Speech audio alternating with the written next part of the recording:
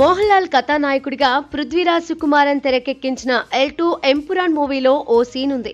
జాతీయ పార్టీకి వ్యతిరేకంగా గలం విప్పే కేరళ మాజీ ముఖ్యమంత్రి కుమార్తె తన నిర్ణయం కారణంగా కేంద్రం తనపై ఈడీతో కేసులు పెట్టించే అవకాశం ఉందని చెబుతుంది. ఒకవేళ తనను అధికారులు అవినీతి ఆరోపణలతో అరెస్టు చేస్తే తనకు మద్దతుగా నిలవమని పార్టీ నాయకులను కోరుతుంది. చెప్పినట్టుగానే ఈడీ అధికారులు ఆమెను అరెస్టు చేస్తారు. ఆ అరెస్టును రాజకీయ ప్రయోజనాలకు ఆమె ఉపయోగించుకుంటుంది. కేంద్రానికి వ్యతిరేకంగా మాట్లాడితే ఈడీ దాడులను ఎదుర్కోవాల్సి ఉంటుందనేది ఇవాళ ప్రతిపక్షానికి చెందిన చాలా మంది చేసే ఆరోపణ.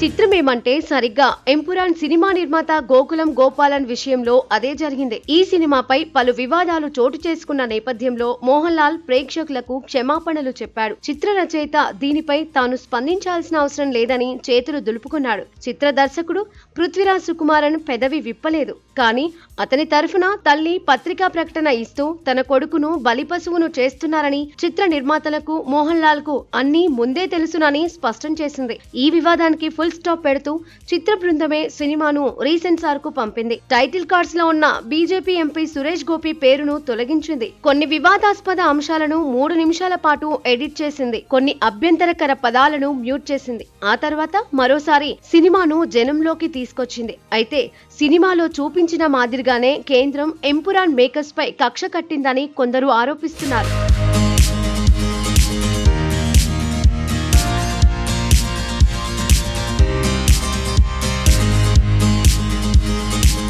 శుక్రవారం ఎన్ఫోర్స్మెంట్ డైరెక్టరేట్ అధికారులు ఎంపురాన్ నిర్మాత గోకులం గోపాలన్ ఆఫీస్లో సోదాలు చేశారు. కేరళలోను చెన్నైలోని కొడంబాకం కార్యాలయంలో సోదాలు నిర్వహించారు. దాంతో కేంద్రం కక్షగట్టి గోకులం గోపాలన్ ఆఫీసులపై ఈడీని ఉసిగొల్పిందని కొందరు ఆరోపిస్తున్నారు. నిజానికి చిట్ ఫండ్ వ్యాపారాన్ని నిర్వహిస్తున్న గోకులం గోపాల్ పై కొన్నేళ్లుగా ఈడీ అధికారులు నిఘా పెట్టారు. 2 ఏళ్ల క్రితం కూడా పన్నులు ఎగ్గొట్టిన కేసులో గోకులం గోపాలన్ ను కొచ్చి కార్యాలయంలో ఈడీ అధికారులు విచారించారు. అయితే ఇప్పుడు విదేశీ నిధులను సేకరించారనే ఆరోపణలు వచ్చిన నేపథ్యంలో సోదాలు నిర్వహించినట్లు తెలుస్తోంది. అసలు విషయానికొస్తే L2 ఎంపురాన్ సినిమాను లైకా ప్రొడక్షన్ సంస్థ నిర్మించింది. అయితే ఈ సంస్థ అధినేత సుభాష్ కరణ్ గత కొంతకాలంగా ఏ సినిమా తీసినా కూడా సక్సెస్ కాలేదు.